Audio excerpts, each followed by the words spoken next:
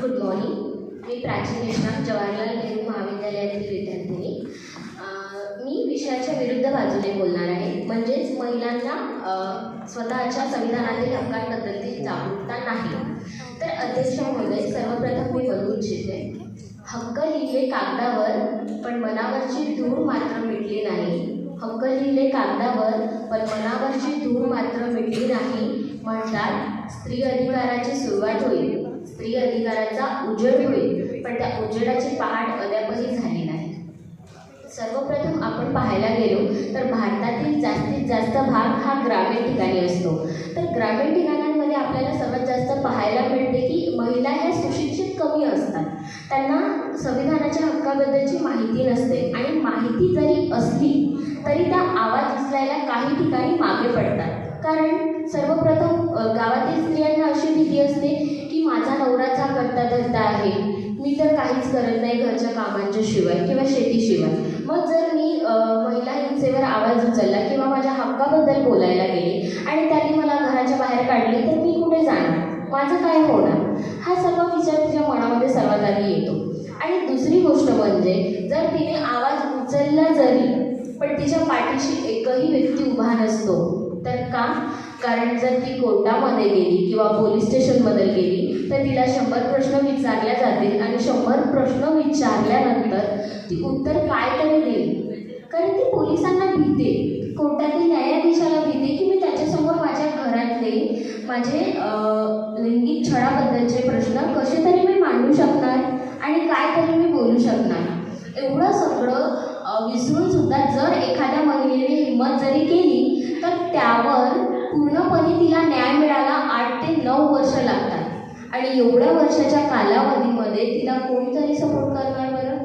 आणि ठीक आहे, एखाद्या महिलेला सपोर्ट जरी केलं तर समोरचा व्यक्ती जर तिच्यापेक्षा भक्कम असेल तर काही ठिकाणी भ्रष्टाचारामुळे आपल्याला पाहायला मिळतं की तिचा तो केस तिथेच थांबून दिला जातो. बरं, हा प्रश्न आला ग्रामीण महिलांचा. परंतु शहरातील महिला तरी काय करतात? त्या पण गप्पच बसलेल्या असतात. तर का?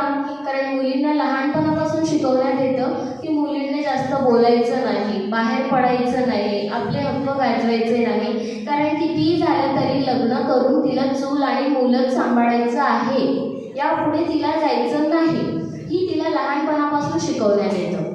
बरं, मग ज्या महिला समोर जाऊन बोलायला भितात तर त्यांच्यासाठी ऑनलाईन FIR आलेला आहे म्हणतात. ऑनलाईन FIR आलेलं असून तरी काय फायदा?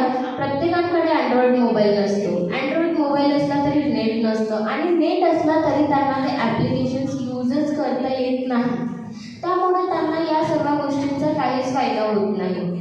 महिलांनी कितीही समोर आल्या तरी त्यांचा आवाज कुठे ना कुठे दाबल्याच जातो. 50% आरक्षण दिलंय म्हणता. निवडणुका आता येत्या 2 डिसेंबरला निवडणुका होते. 50% स्त्रीचं आरक्षण आहे म्हणून स्त्रिया जास्तीत जास्त उभ्या झालेल्या आहेत. परंतु खुर्चीवर बसल्यानंतर काय दिसायला येतो? काही दिवसांनी तिचा नवरा त्याच्यावर राजकारण करतो, आणि विचारायला गेलं तर उत्तर काय? तिला घरची कामं आहेत ना, मुलं कोण सांभाळणार, आणि तिला एवढं कायच कळतं राजकारणात ना, मी बघून घेईन काय करायचं ते, तुमचे प्रश्न मी पूर्ण करतो, असं उत्तर दिलं जातं. जर मग तिला एवढं सांभाळताच येत नाही तर तिला उभं कशाला केलं? आणि उभं केलंच आहे तर तिच्या सशक्तीकरणाबद्दल तिला शिकवा ना. तिला आधी राजकारण शिकवा आणि त्यानंतर तिला समज पडतं. मला असं वाटतं की लाडकी बहिणीचा महिना देण्यापेक्षा ना तिला सशक्तीकरणाचे कार्यक्रम ठेवा, तिला समजावा, शिकवा की तिचे हक्क काय आहेत आणि ती तिच्या हक्कांसाठी कुठपर्यंत लढू शकते, कुठपर्यंत जाऊ शकते, आणि तिला त्यानंतर त्याच्यावर किती न्याय मिळू शकतात. आताच रिसेंटली एक हक मूवी रिलीज झाली, त्याच्यामध्ये पाहायला मिळतं की फक्त आणि फक्त तिच्या धर्मामुळे तिला सांगितलं जातं की तू कोर्टात नाही तर तुझ्या धर्मगुरूंकडे जा, ते तुझा न्याय मिळवून देतील. आणि जर तिने त्यावर विरोध केला तर अख्खं गाव, अख्खं शहर तिच्या विरोधात जाऊन तिला जगूसुद्धा देत नाही. साधा भाजीपाला घेण्याची तिला मुभा मिळत नाही. मग काय अर्थ एवढं सगळं 50% आरक्षण, महिलांचे हक्क, एवढं सगळं देऊन अर्थ तरी काय? जेव्हा महिला समोर येऊ शकत नाही, बोलू शकत नाही, काही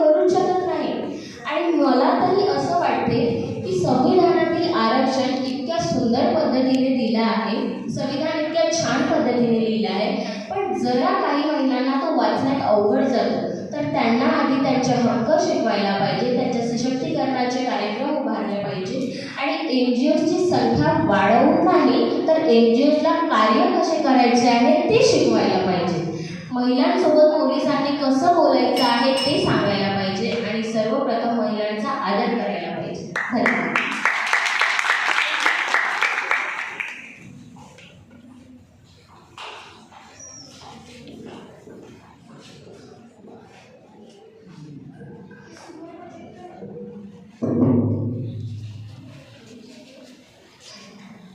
बरं, मला सर्वप्रथम माझ्या प्रतिस्पर्धीला विचारायची इच्छा आहे की जर महिलांना 50% आरक्षण देण्यात आलेलं आहे, तर मग आजही रेप केसेस, सायबर क्राईम का घडून येतो? हो, तर मला हे तुझं वाक्य मान्य आहे, पण तरी सुद्धा आपण जर भूतकाळ बघितला आणि आज भविष्यकाळ बघितला तर भूतकाळात जेवढं होत होतं त्यापेक्षा कयोपटीने आज होत नाही आहे. आणि भूतकाळात 100% होत असेल तर आता ते 5%वर आलेलं आहे. आणि यावरच मला असं वाटते की यामागे कुठे ना कुठे बंदी लागत आहे आणि भविष्यामध्ये ते जेव्हा बळकट होईल संविधानाचे जे नियम आहे की आता महिलांचे जे बचत गट आहे, बचत गटातर्फे तसेच तर्फे कॉलेजमध्ये प्रशासन महिला येतात आणि मुलींना कळवतात की यामध्ये असं आहे, संविधान हे हक्क दिले आपल्यासाठी, हे राईट्स आहे, हे आर्टिकल्स आहे आणि त्यामुळे महिला सशक्तीकरण आणखी वाढणार. कारण शेवटी जर एक शाळा आहे आणि शाळेमध्ये 100 विद्यार्थी आहेत, 100 विद्यार्थ्यांपैकी 100 विद्यार्थ्यांना सारखे नियम, सारखी कामे, सर्व काही सारखं आहे. त्यामध्ये 95 विद्यार्थी जर चांगल्या पद्धतीने पास होत असेल, चांगल्या गुणांनी पास होत असेल आणि 2-4 त्यामध्ये फेल आणि 2-4 कमी मार्क होत असेल, तर मी असं नाही म्हणणार की त्या शाळेची चूक आहे, त्या शाळेमध्ये बनवलेल्या नियमांची चूक आहे किंवा त्या शाळेवाल्यांच्या विद्यार्थ्यांमध्ये काही फरक आहे. पण जे 5% तू बोलतोय त्या 5% मध्ये ज्यांचा बळी गेला त्यांचं काय?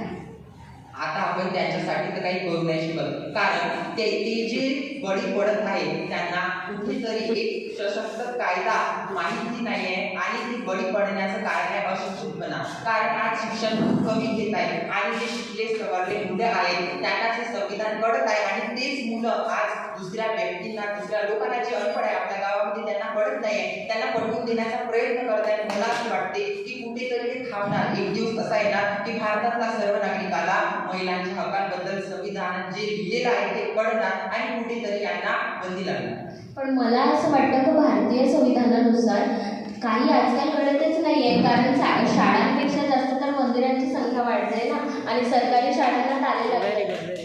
नाही ना, पण आपण तर तुम्ही वाक्य बोलले, पण आपण तसं म्हणू शकत नाही. कारण जी स्त्री पूर्वीच्या काळी शिक्षणामध्ये 5% सहभाग होती, आज ती प्रशासनामध्ये IAS, IPS तसेच सैन्यामध्ये सुद्धा जास्तीत जास्त. आज आपण UPSCचा रिझल्ट बघितला तर UPSCचा रिझल्टमध्ये सगळ्यात जास्त प्रमाणामध्ये महिलांचा सहभाग आहे, महिला उत्कृष्टपणे पास होत आहे. तर यावर मला असं वाटते की कुठेतरी संविधानामुळेच आज संविधानाचे जे राईट्स आहेत त्यामुळेच ती स्त्री एवढे पुढे आलेली आहे. पण त्या स्त्रिया देखील चांगल्या रिच घराण्यातील असतात, तर मग सर्वसाधारण महिलांचं काय होणार? नाही ना, पण असं आपण UPSCचा जेव्हा रिझल्ट लागतो, सैन्यामध्ये जेव्हा रिझल्ट UPSC, पोलीस असा PSI वगैरेचा जेव्हा रिझल्ट लागतो तेव्हा असंच आहे की चांगल्या घराण्यातलेच लोक त्या फील्डमध्ये गेलेले आहेत किंवा चांगल्या सशक्त ज्यांना शिक्षण भेटलेलं आहे, ज्यांना काहीतरी माहीत आहे, ज्यांनी कॉन्स्टिट्यूशन काही ना काही माहीत आहे, त्या स्त्रिया सुद्धा आज ज्या स्त्रिया पूर्वीच्या काळी चूल आणि मूल करत होत्या आज त्या प्रशासनामध्ये, राजकीय क्षेत्रामध्ये आपले कार्यरत आहेत. थँक्यू.